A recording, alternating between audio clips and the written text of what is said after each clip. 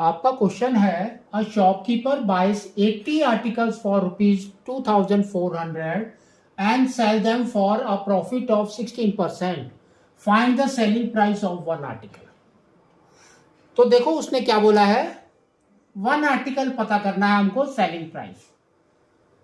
ठीक है, तो अब देखो इसने क्या बोला है, 80 आर्टिकल्स उसने खरीदे हैं 2400 रुपीज के. तो यहां पर हम लिखेंगे 80 आर्टिकल्स. ठीक है, तो ये हो गया आपका ₹2400. ना अब देखो हमको निकालना है एक वन आर्टिकल का होंगे, तो आप क्या करेंगे, ये आपका हो जाएगा सीपी ऑफ 80 आर्टिकल्स. अब आप निकालेंगे CP of one article. One article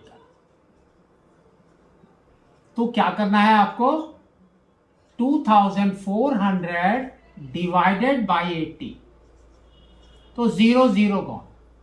अब आप इसको 4 से डिवाइड कर दो, तो नीचे आ जाएगा 2, ऊपर आ जाएगा 60. अब इसको 2 से फिर डिवाइड कर दो, 1, ये हो गया 30. दैट मीन्स एक आर्टिकल का कॉस्ट इज ₹30. अब इसने बोला है इसके ऊपर उसको क्या मिला है, 16% प्रॉफिट.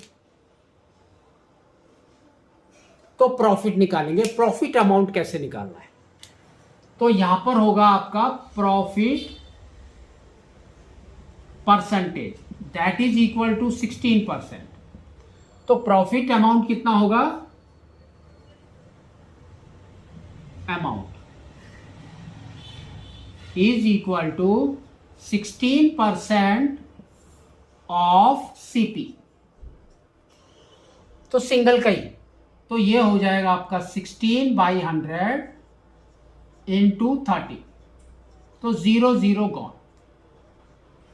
तो ये कितना हो गया, देखो 16 into 3 is 48 by 10, that is equal to we can say now 4.8. तो ये इतना रुपीस हो गया. तो लेकिन 0.8 नहीं लिखना है, 80 लिखना है क्योंकि पैसा है. तो ₹4.80 आपका आ गया प्रॉफिट. ठीक है, अब सेलिंग प्राइस क्या होता है हमारा, selling price is equal to CP plus profit amount is equal to CP is 30 plus 4.80, that is equal to, add करेंगे तो you will get 34.80 rupees. तो selling price of one article is 34.80 rupees.